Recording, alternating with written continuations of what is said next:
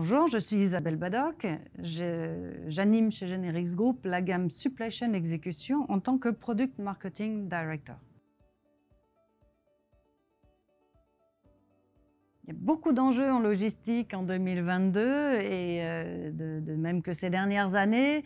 Ce que l'on voit peut-être ressortir le plus actuellement, c'est l'augmentation de l'équipement des entrepôts en automate et en robotique et l'utilisation des données, à savoir l'intelligence artificielle aussi. Ces deux enjeux fusionnés en un. Disons que la robotique s'appuie sur l'intelligence artificielle pour fonctionner. Oui, les robots, pour fonctionner, ont besoin de cette intelligence artificielle, par exemple pour se guider dans le site et puis aussi pour exécuter les tâches qu'on leur confie. Donc, il y a vraiment un apprentissage et une gestion des données dans les modules d'intelligence artificielle qui guident et qui font fonctionner ces robots. Alors, le premier bénéfice, ça va être la productivité. C'est ça que l'on va attendre des robots majoritairement.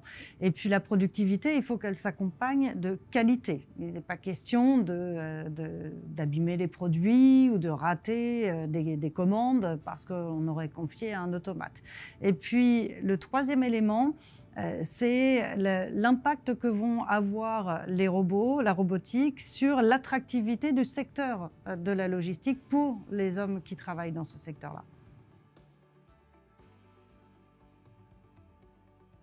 Les métiers en logistique, notamment dans les entrepôts, ils sont pénibles. Les tâches sont répétitives, il y a beaucoup de risques d'accidents et c'est justement ces tâches-là en priorité que l'on confie aux robots aujourd'hui. Alors ça, c'est une question effectivement que l'on se pose dans tous les secteurs, pas qu'en logistique. Il y a deux éléments de réponse. Le premier élément de réponse, c'est d'abord que les robots, ils sont conçus, programmés, pilotés et maintenus par l'humain. Donc ils sont là pour faire ce que l'humain leur demande de faire et ils sont conçus et programmés dans ce sens-là.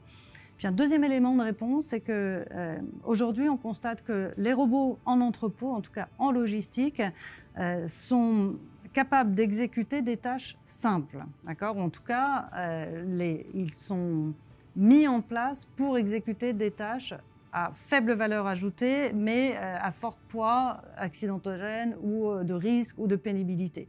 Et on garde bien sûr les opérateurs pour toutes ces tâches beaucoup plus complexes si on voulait les robotiser, donc beaucoup plus chères à robotiser, on les garde à exécuter par des opérateurs humains. Donc il y a vraiment un équilibre qui se fait sur les tâches que l'on peut robotiser avec de la rentabilité, des tâches simples, répétitives qu'on va confier aux robots. Et dans le cycle de production des commandes de l'entrepôt, ces tâches-là doivent être complétées par des tâches exécutées par des hommes. Donc c'est un cycle collaboratif en fait entre les deux.